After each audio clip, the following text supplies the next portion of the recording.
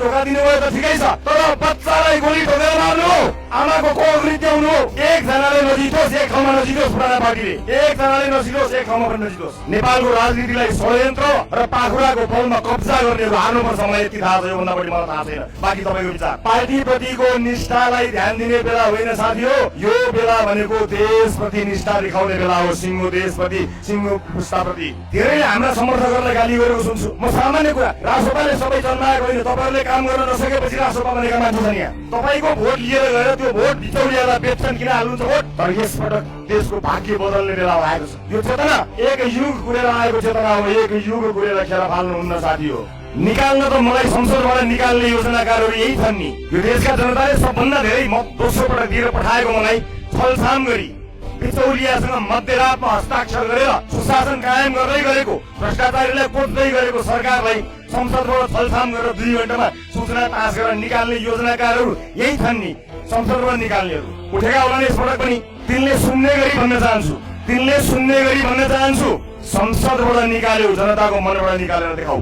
राम्रो नेतृत्व हुँदा हामीले गृह मन्त्रालय सञ्चालन गर्दाखेरि बोर्डरमा हामीले तस्करी ठप्पै बन्द गराएको तपाईँहरूलाई थाहा छ होला नि। त्यही गर्छ रासोपाले। पुराना दलहरूलाई यहाँबाट म एउटै कुरा भन्न चाहन्छु, साँच्चै तपाईँहरूको संगठन छ, साँच्चै तपाईँहरूलाई संगठनप्रति गर्व छ भने तपाईँहरू प्रतिपक्षमा बसेर सडकबाट हामीलाई खबरदारी गर्नुहोस्।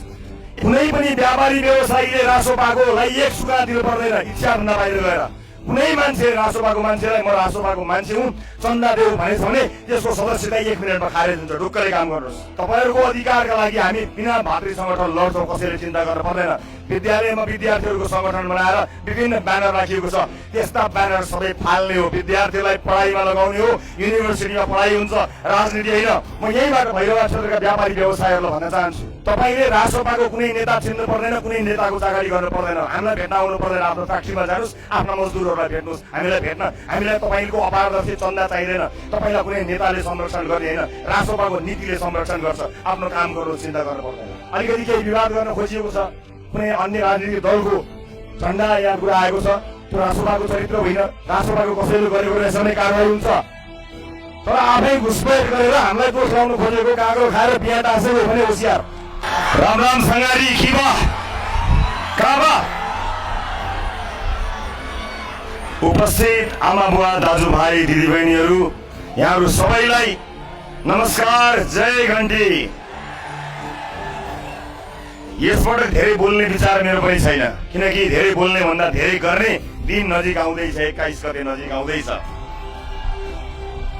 बोलेर भन्दा गरेर देखाउनु पर्ने ठाउँमा हामी आएका छौँ। तर केही कुरा भन्नै पर्छ।